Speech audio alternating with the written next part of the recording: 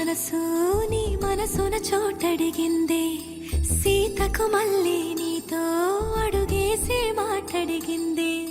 నీకు నువ్వే గుండెలోనే అన్నదంతా విన్నాలే, అంతకన్నా ముందుగానే ఎందుకు అవునన్నాలే. ఇంక పైన నీకు